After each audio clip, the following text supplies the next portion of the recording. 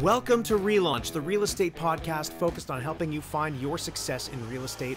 My name is Lorne Cooper. I am an active real estate sales representative just north of Toronto, Canada. The whole purpose of this podcast is to bring you actionable content by interviewing the best of the best in this business, helping to take you from zero to hero in your real estate career. Welcome to another episode of the RELaunch Podcast. That is the Real Estate Launch Podcast. Today we are joined by Chasity Rosales. How are you? I'm great. How about you? Thanks for having me. Oh, thanks for coming. I appreciate you taking the time. Go ahead and pan backwards to your sign for a second. For those that are watching and for those that aren't, she had a sign in the back of her car, a working realtor. Surprise, surprise, right? Right. All right, so tell us a little bit about yourself. Tell everybody where you work, what your area is, and a little snapshot of where your business is at today. I'm Chasity Rosales with Keller Williams Realty in El Paso, Texas, home of Fort Bliss. We're a big military town here. I am in the Army Reserves myself. This year will make 23 years of service. My husband is prior service, so, we come from a long line of that. We've worked for the federal government, and we were working for the federal government when we decided to go into real estate and just wanted to be in charge of our own fate. And, there was a lot of layoffs even with government employers. So we didn't want that anymore. We wanted to be able to control that ourselves. And what does your business look like right now? Well, where are you at in terms of, production, or do you have an assistant, or do you have a team, or are you just flying solo? Yeah, so my husband helps me. We're in the goal of hiring some ISAs and executive assistants, so we can start the ground running next year with maybe just a small team. We don't have a desire to be huge. I am at 97 closed units here to date, just a little over 18 million in volume.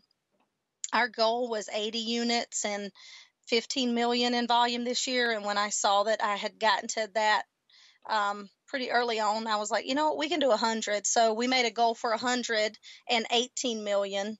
And my GCI was 450 was the goal. So, of course, we're going to surpass both of those and working really hard to knock out those other three so we can hit that 100 unit. But, we're glad to say that we've hit the other two that really count, which is your money, right? At the end of the day. Yeah, exactly. Congratulations. Those are fantastic numbers. Yeah. So we go ahead. I was just going to ask, how long have you been in the business? A total 5 years, actually working as an agent that's selling. This was my third full year. When I started, I've been with Keller Williams the whole time. And when I started the first year, I did about 7 million in volume my first year as an agent. Then the second year, I did 5 million in volume the first quarter, and our CEO had stepped down at that time. And so the owner of the Keller Williams Market Center here approached me to take over as the CEO of the Keller Williams here and our Las Cruces, New Mexico office.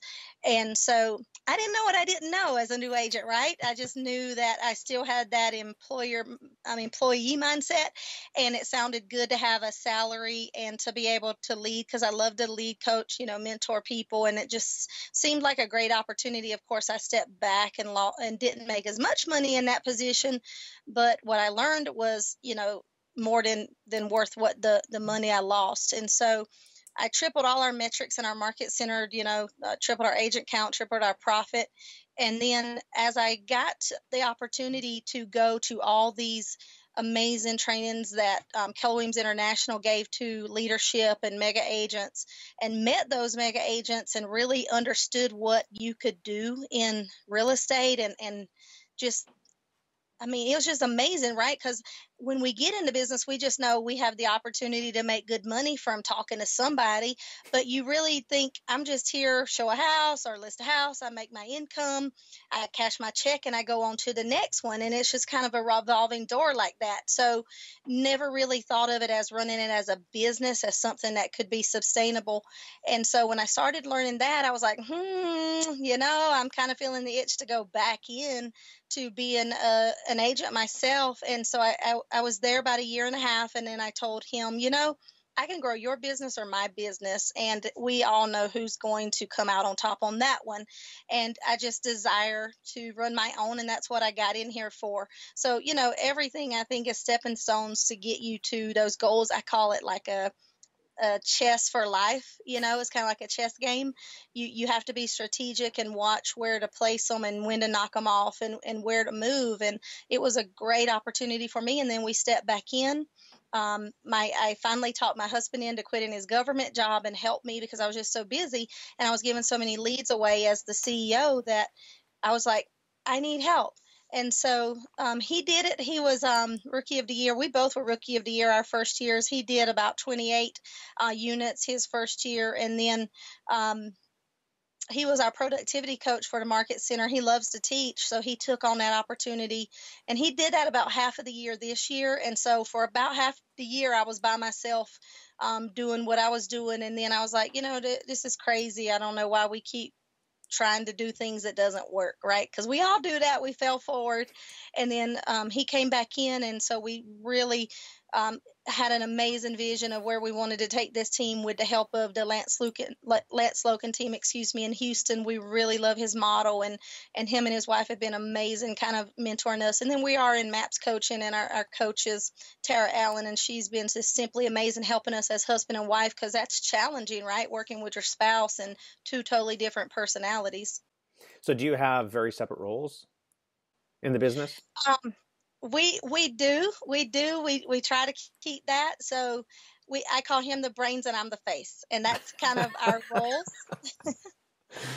He's an amazing operations guy. I mean, he's just so smart, and the things he sees and how he breaks things down is just amazing. Like if he wasn't my husband, I couldn't afford him to do what he does. Well, that's a good thing to have, a good asset for sure. So let me ask you, because I'm a little bit confused. You were 2 years into the business, and was it the broker owner that said, I want you to take over? So for the Keller Williams model, right, we have what's called they're called operating principals. So they are the owner of the independent Keller Williams market. Yes. And so our operating principal, Tim Minix, is the one that owns the office here. He has Odessa, Midland, Lubbock, Amarillo, El Paso, and New Mexico. So yes, he was the one that stepped in and asked me to interview because he was hiring for the position. And with the Keller Williams offices, we're set up differently. We call them either the CEO or team leader. It just depends on what you're what day it is, or I guess who's asking. And usually in traditional brokerages, you have the broker that's the owner and kind of the leader, but Keller Williams doesn't. They have a dedicated position to that. And then we do have a broker, but that person is there for compliance only, and they're in production. The CEO is not in production. Okay. So I'm just wondering, with only a year or two's experience, how come you even considered it? Well, you have to remember that I had 20 years Army leadership at that time. I'm a Right. senior leader in the Army. So, that was the same question a lot of people ask him. And we're 87% Hispanic here, and I'm not Hispanic, as you can tell by this accent, right? So they were like, well, she's got two things against her. Really, she's new in the business. She doesn't know what she's doing. So why would anybody hire her? And so the local brokerages here kind of slept on me because of that. And then, of course, I'm so different with my accent here that it was like, okay, I don't know. They thought it was a joke, right? So they just didn't know how tenacious I was, and that little Army gal coming out with that leadership plus that Southern heritage. All that spirit. Fantastic. So let me ask you, is a lot of your business Army based? Surprisingly, for a while it wasn't. We did a lot of local business. We have over 800,000 people in El Paso. I mean, we're a big little town, I call it, because we're a border town, and then we're on the border of Mexico. Mexico's 5 minutes from us, and then we have we have one of the biggest military bases, and then we have New Mexico. Like New Mexico border is 15 minutes from our office. So we're in a unique position. And if you include all those together, I think we're a little over 2 million in population, but it doesn't feel that way here.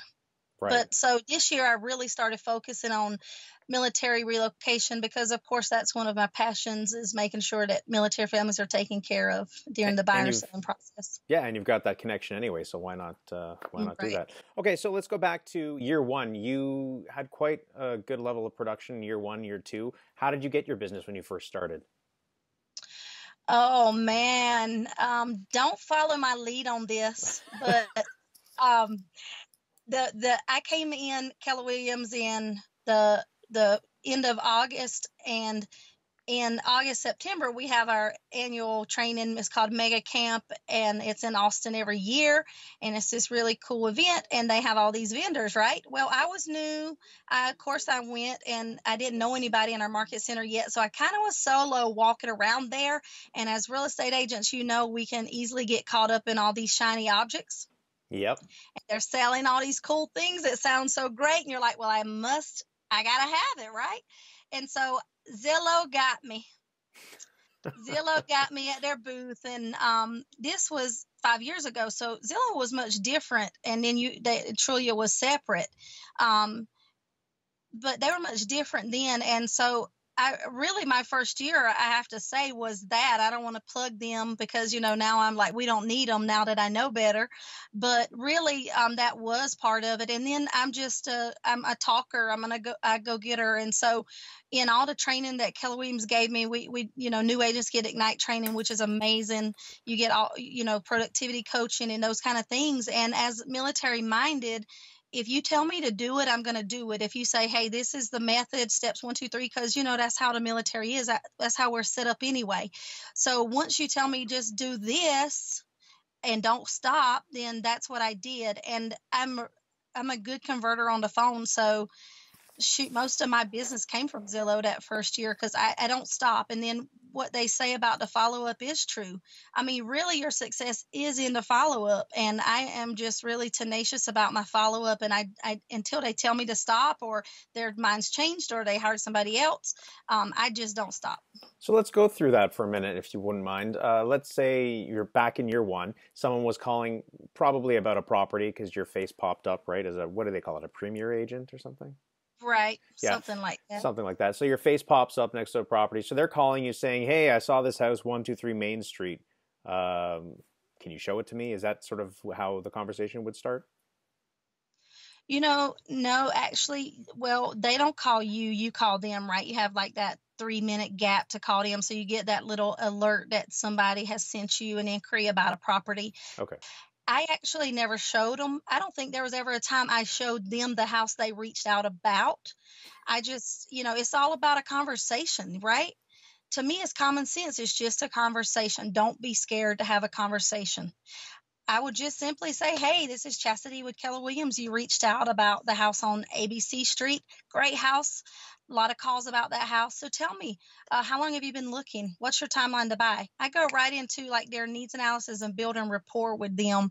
And then they really never ask about that house again. And once I have the needs analysis and I qualify them, then I'm going to start doing my job to send them homes. It is not a consumer's job to ride around, look at open houses or look on Zillow and Trulia and Realtor.com to find their house. And I feel like just here for me, we see a lot of that. And so we have a great opportunity if you're providing value and doing what you're supposed to do, that you can convert these folks and bring it home.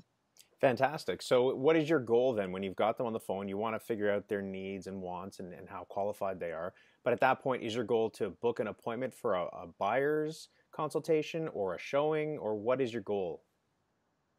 Right. Well, I'm also asking them if they have a house to sell, right? Because they're living somewhere. So that's part of the qualification process. And if they are, then we have that conversation as well. But yeah, the ultimate goal is to meet them somewhere so we can get them in contract. And of course, on their timeline, for us, it's all consumer driven. We're on their timeline and we match our motivation to theirs. And that's what I tell them. If you're ready now, I'm ready now. If you're ready in 3 months, then I'm ready in 3 months. And then I have a follow-up system, secret I'll share with you later that like nobody's heard of probably. It's going to blow their mind. Well, let's share it now. Let's get into it. You've tickled the brain, so let's go. Okay, so let me get it for you. my CRM, right? Because that's a buzzword for agents, right? Yeah. It's so profound. You're just not going to believe it. So this is my handy dandy CRM. It's a notebook. It's a $4 spiral notebook from Marshall's. And every time I fill it up, I get another one and I fill it up. And, the funny thing is I was on my coaching call Wednesday and my coach was like, hey, I met this, we got the opportunity to meet with this mega team and this lady that is running his team. And, she's doing something different that's not so technological. And they're making, books like binder books, and they're just putting in ABC, and that's how they're keeping their leads, and that's what they're bringing to their office. And I was like, wow, man, it sounds like what I did 5 years ago. And I'll show you. If you see that, I mean, that's all it is. That's my needs analysis. I ask them, I put their name, their phone number, their email address, what they're looking for, and I put their timeline, any other pertinent information I need to know right there. I put the lead source, right, because we need to track our lead source so we know where to put our money. Right. And then I also, if like I have a lot of people coming March, April, military families, so I put, in the corner their time frame, like April PCS. And then I put the first date we made contact. Of course, I do put them in my CRM, which we use Boomtown. And so, they have their VIP private access to that, so we can keep up with them through there. And then also every day I look at this book, and every day this book tells me what I need to do and who I need to follow up with.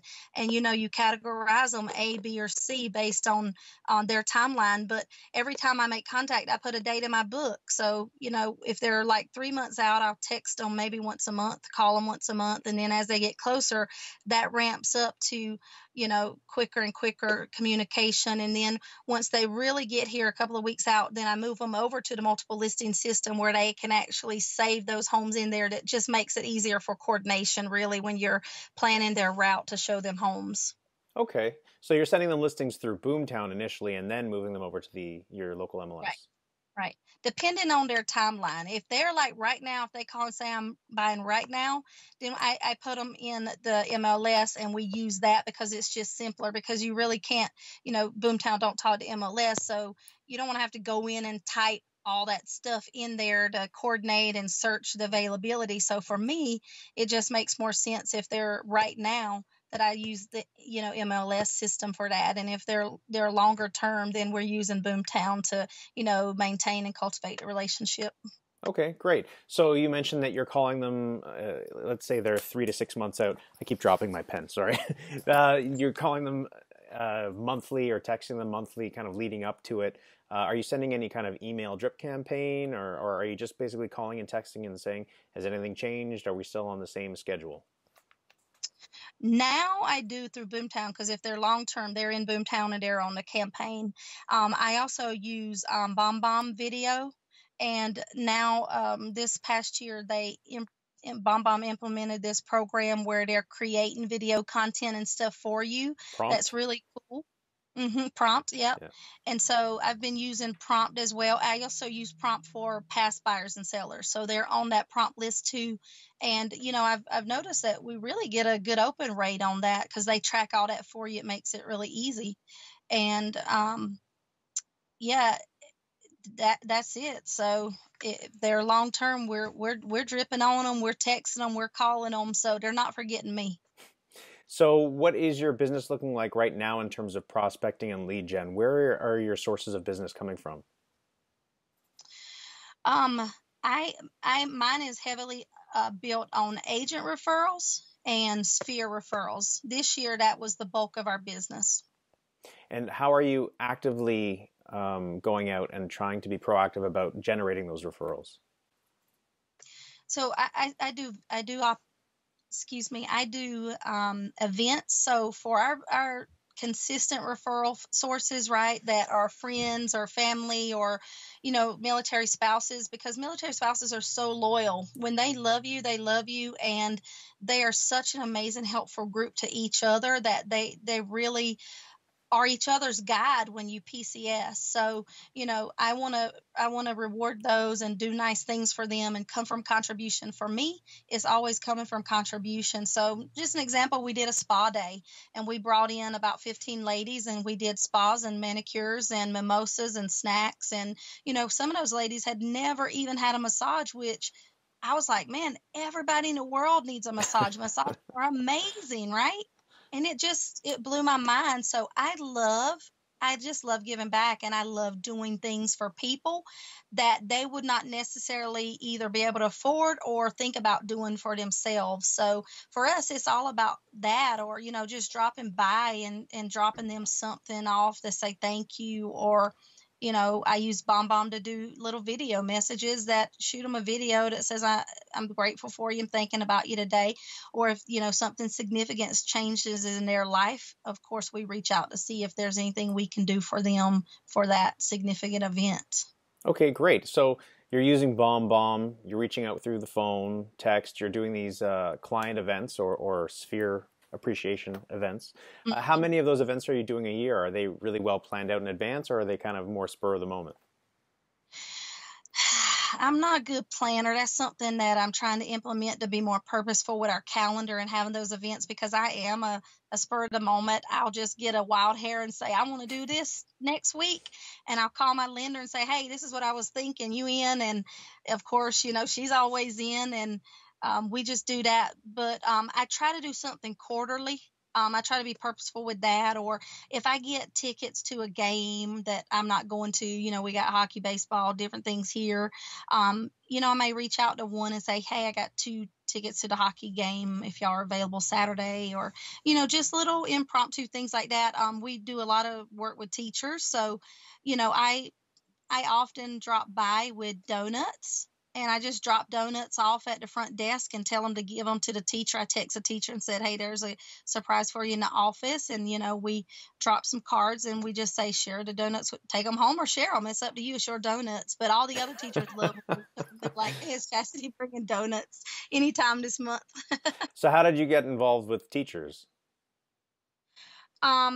Just by one reaching out to me through Zillow. That's how I met her, and sold her a home. She was amazing, and then she referred me to other people, and then I sold her friend's home and helped her friend buy a home, and she was a teacher, and then they recommended a teacher's son that we helped, and then another teacher at another school that was from a friend, a sphere referral.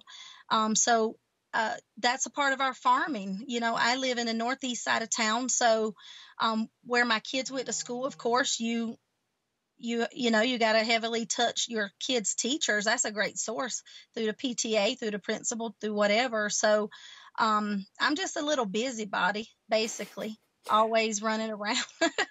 So can you give us an idea of what your typical day might look like? So we're in the office script practicing by 8:30. We really try to be purposeful about that now, because we have 2 agents that we are training to help us next year, because we have our goal planned out to 2026. So for next year, our goal is 35 million and 200 units. Of course, me and my husband can't do that alone. So, we are looking for talented people, and we've gotten 2 that we're training now. And I just hired a new executive assistant that was working in our market center. That's amazing talent. So we go in and we're there at 8:30 and we're script practicing with them. And by 9 o'clock, we want to be on the phone for at least 2 hours of script practice. Now, that doesn't always work out. The goal is to be really consistent with that. But when it's just you and your husband and you got 23 in escrow, that becomes a little bit difficult. So, always the schedule should start something like that. If you look at who is successful in real estate and you talk to them and they all have the same schedule. They all get up at like 5 o'clock. They do something, some form of exercise or some spiritual something. And then, some of them like to knock out their admin before they get in to start doing their lead gen, whatever works. And then they do their script practice and with their team, their power ups, and then their then they're getting on the phone, right? And a lot of people say, well, the phone's not where it's at. Cold calling doesn't work. Well, I made $95,000 this year cold calling, so I would beg to differ, because that's what, yesterday when I was looking at my return on investment, I used Vulcan 7 for my expireds and FSBOs. So I was just going to ask, who are you cold calling? 'Cause you're calling specifically expires and for sale by owners. Just expires. I haven't even gotten into the FSBOs yet. There's a ton sitting there, but I just really haven't even touched that population yet. So expired. So I closed Alpha Vulcan 7 this year. 14 expired listings is what I got, and that equated to 95, I think, $1,400 some dollars in GCI. So I would assume $4,000 for the system over the year. So it was an investment that paid off. Yeah. Now I would assume the scripts, right, is cold calling. right, and the scripts that you're working on in the morning, is that geared specifically towards expireds, or is that which scripts are you working on in the morning? So all of them. I teach them all of them, and they're all scenario based. And so Mondays we might do buyers, Tuesdays we might do FSBOs, Wednesdays we might do expireds, Thursdays we might do sign calls, and then Friday it's a wild card, and we just throw one out and say go. And I also call my team members. I'll call her and I'll say, hey Jackie, I'm a buyer calling I'm a sign call. Go. And they'll be like, no, but if you practice, right, anything with practice becomes natural. And, people fight the scripts because they say, oh, that sounds cheesy, or it sounds so unnatural. Well, it sounds better than, let me get back to you. And right. That hardly never works out. So practice the scripts, master it, then you can change it, right? Then you can make it a little bit more accustomed to what you're comfortable with, but at least learn it so you know when the objections come, how to come back, because that's where we see agents fail the most, because they don't know how to handle the objections. And people are smarter these days, right? The internet has made our consumers, and HGTV, let's not forget them, right? They are know-it-alls now. They know. The consumer thinks they know better than you, and if you don't have a way to prove your value, and that's through knowing your stuff, you're not going to continue to do well in this business, because that's how it's evolving. And my motto is, it's my job to know. I want to know the title. We go and sit with title. We get educated. If they come on our team, they're having to sit with a title company to learn the whole title process, the whole lending process, everything they need to know about them loans. We're not the subject matter experts, but we're going to know enough that we can guide and consumer and answer questions. And if I don't know, I'm going to find out in about 2 minutes, because the people that we work with know that when I text, I expect a quick turnaround.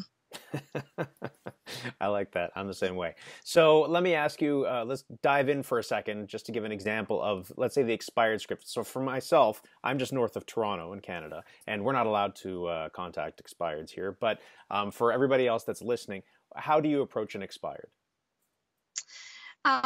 When they answer, I just say, hey, this is Chasity with Keller Williams. I am looking for John. And sometimes that's, oh, John's my son, right? Because you get all these numbers, or, oh, yeah, I'm John, or whatever. So let's say I get John on the phone, and I just say, hey, John, this is Chasity with Keller Williams. Thanks for taking my call. You recently had your house on ABC Street for sale. I noticed that it expired today, meaning it's no longer being listed.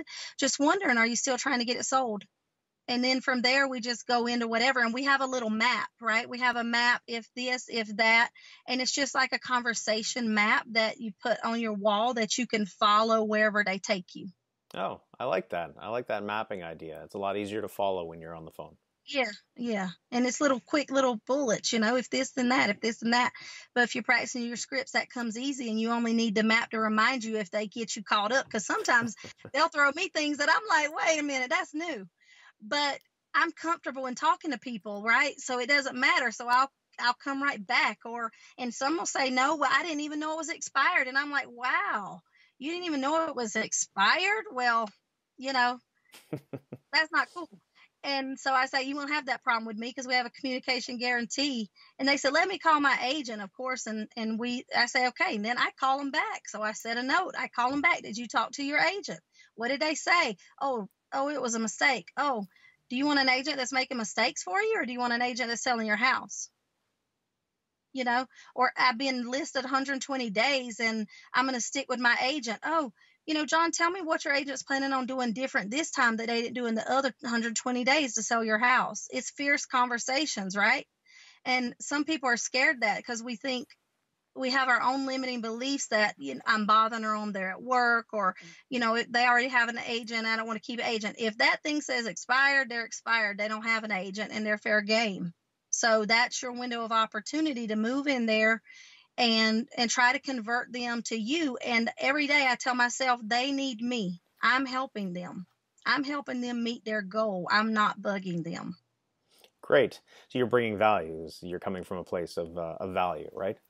Right, and that's important. All right, great. Now, how would you describe your business's split in terms of buyers and listings? What's the balance there, would you say? So we had a little bit more buyers this year because we're a big buyers market in El Paso. So we have tons of buyers. But ideally, I think for us, they teach us you really want like a 70-30 balance, 70% listings, 30% buyers.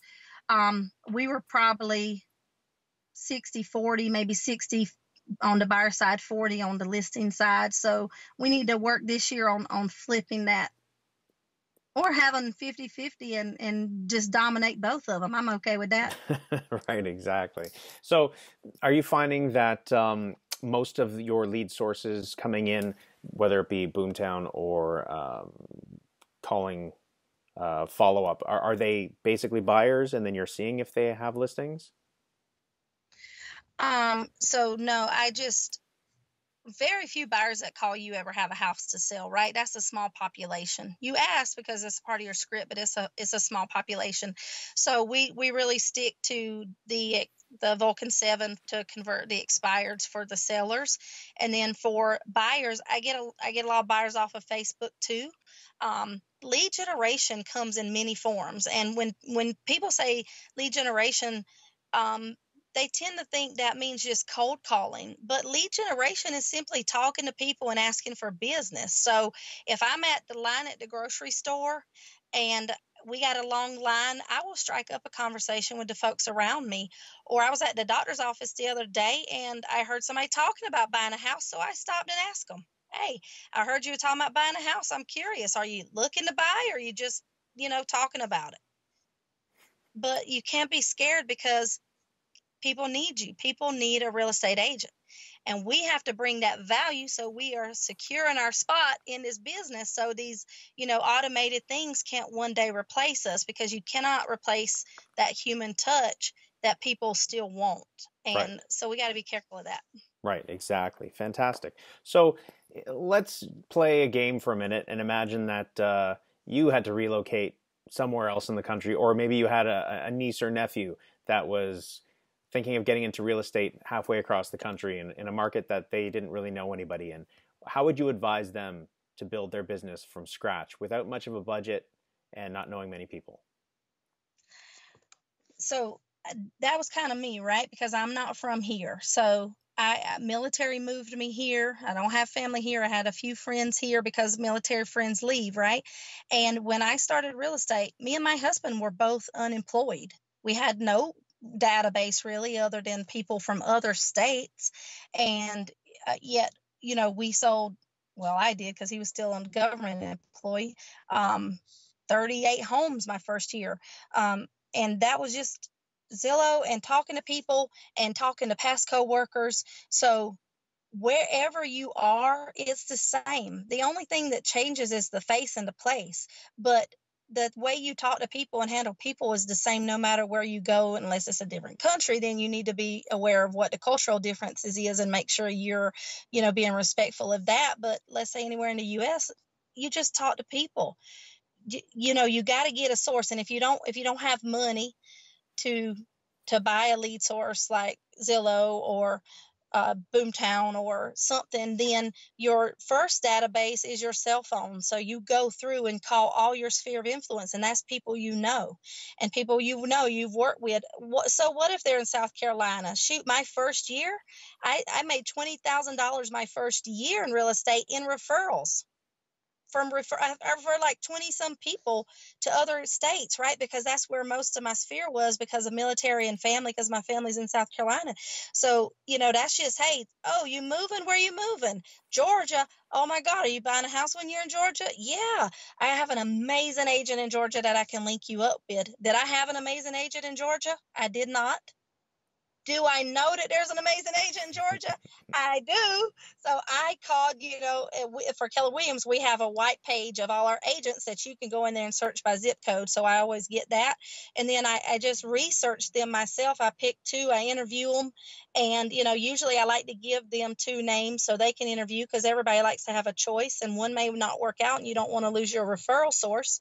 So wherever you are, just have conversations with people, and you don't need a lot of money. I mean, I was unemployed. I had no money. My marketing and that picture that you see on that sign right there still, yep, I took with my own camera. I bought a $30 green screen sheet off of Amazon.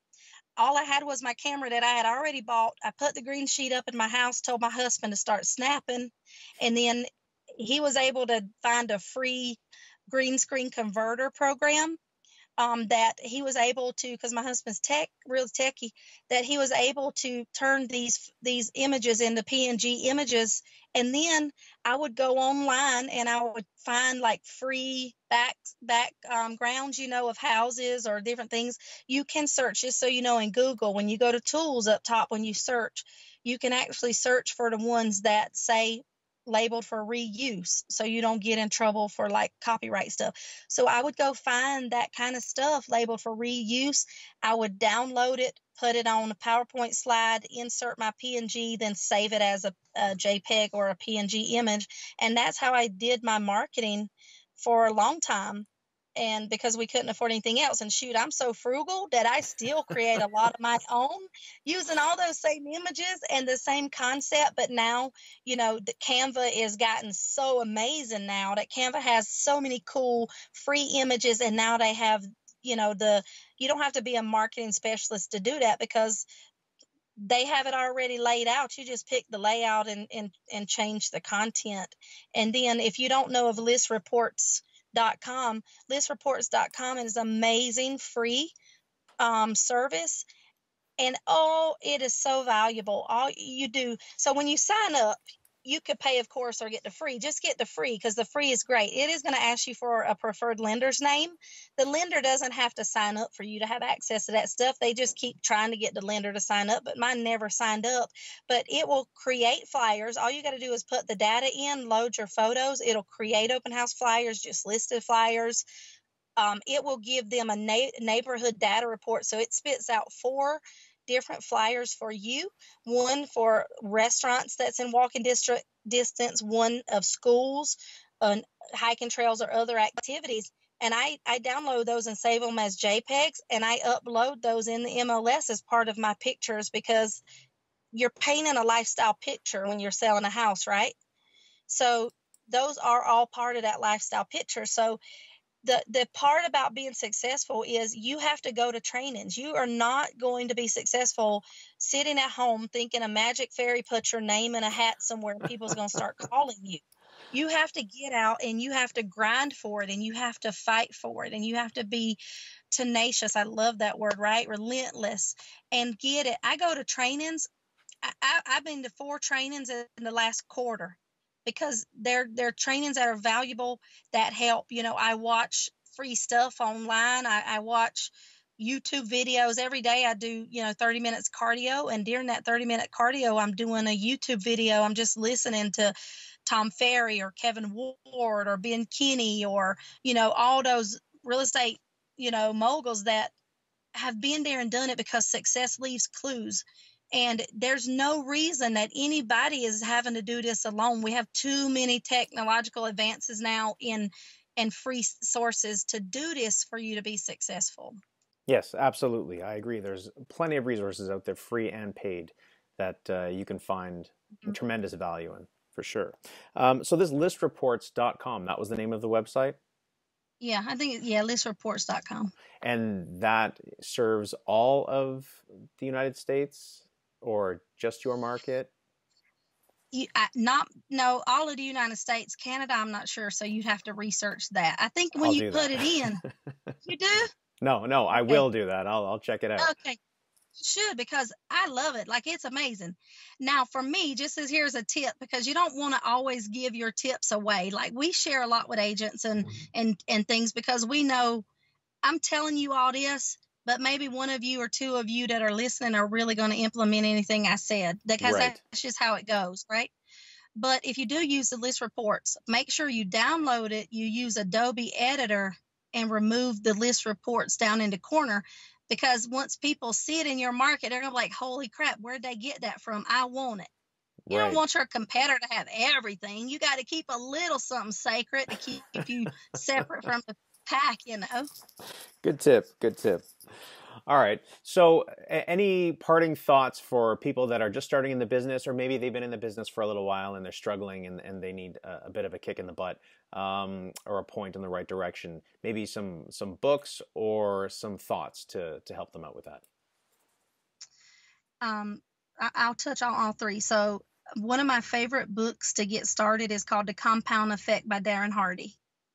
Amazing book, and it is just so simple, that talks about, if you want to lose 25 pounds, how do you start? Well, you start by doing something, getting off your butt and cutting some calories, right? So as that compound effect happens, 25 pounds comes later. So definitely read that one. Two, I always have this talk about people about, are you with the right brokerage?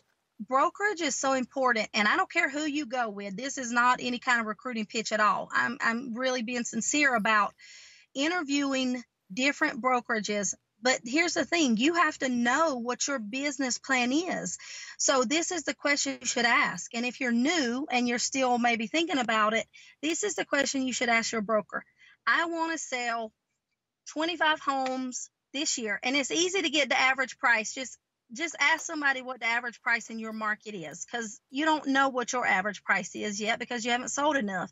For us, El Paso, the average price point is 168. So if I wanted to sell 25 homes times 20, 168, then that's the volume I need to hit that first year. So, hey, Mr. or Miss Broker, how much is it going to cost me? One, right? How much is it going to cost me to do that volume?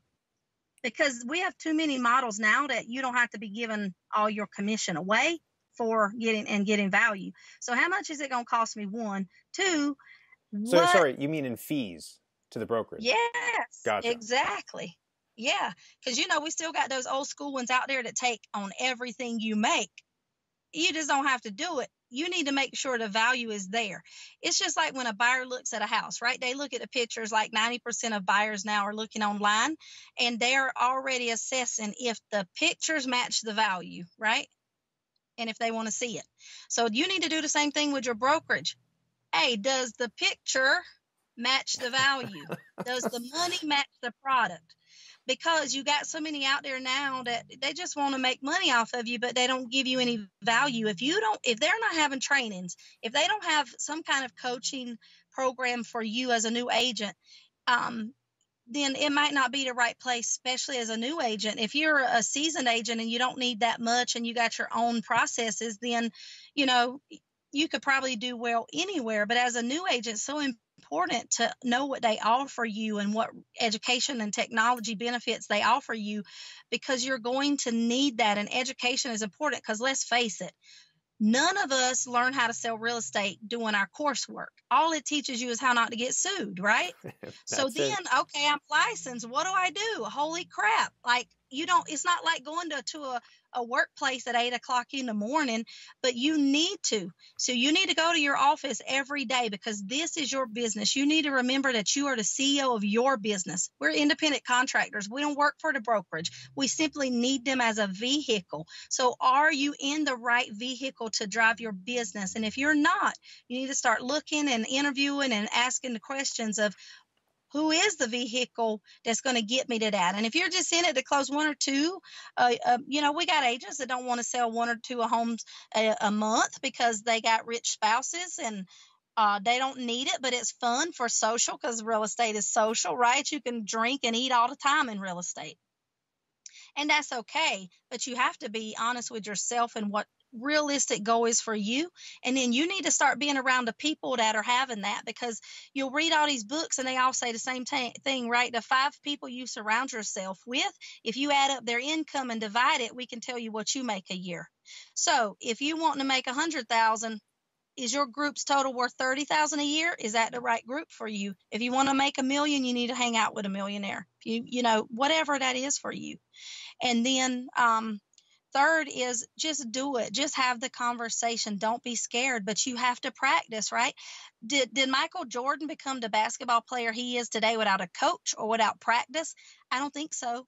Does a doctor learn how to take out your heart without going to school and without practicing and that? No. So why wouldn't you, as a real estate agent? We're not just here to just show houses and cash commissions. We are advisors to people buying the most important investment of their life. If that don't scare you, you might not need to be in the business, because that scares me. And I want to know all I can know to make sure that I am the person that they're saying, wow, look at my house, look at this, or, she was amazing and advised me well, and not looking back and say, oh, I lost money or that was a bad investment, because she didn't care. You need to care and you need to know. Thank you so much for those parting words. I appreciate you taking the time to share. I know it's been a bit of a hectic day and you're in your car for an extended period of time with us. But really appreciate it. In your car. Don't be afraid to do appointments in your car. I've wrote contracts on the hood of my car. It's okay. That's what I've done that too. Thankfully, we do electronic signatures now, so I don't have to do that anymore. Yeah, but the buyer's rep. Don't forget your buyer's rep, because sometimes nowadays they're so quick that they don't want to come in for an appointment anymore. They want to just meet you at the house, and if they're qualified, I'll meet them at the house. But don't forget that get yourself protected so you don't lose your product. Yeah, absolutely.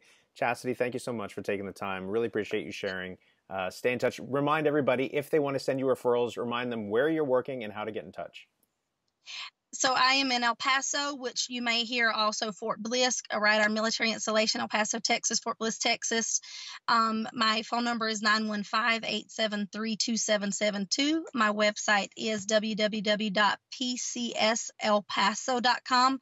That's PCS for Preferred Closing Specialist, military PCS. So I played on PCS for that. And we would love to earn your referrals. We'd love to give you referrals if we don't have anybody in your area. My email is chastity@pcselpaso.com. Like me on Facebook, it's just Chasity Rosales with my mom kissing me on my face as my picture. So professional, but I lost her 8 years ago, so I just can't stand to change the picture. But if I can help you, let me know. Send me a Facebook message, call me, email me. We're never too busy to help somebody else, because that's how I got to where I'm at, just having other people that were so gracious and kind to take the time to say, do it like this, or don't do that, or don't make the mistake I made because it cost me $10,000. And, of course, we always want to be a resource in our profession for you all. That's great. Thank you so much. Have a fantastic day, and I'll talk to you soon. I appreciate the opportunity. Thank you so much. Bye. Hey, everybody out there in podcast land. I just wanted to say thank you so much. I truly appreciate you for your support and for listening. Don't forget to subscribe, like, comment, share this all over social media, and especially share it with a realtor that you know that might be having a difficult time finding their own path to success. I'll see you on the next episode.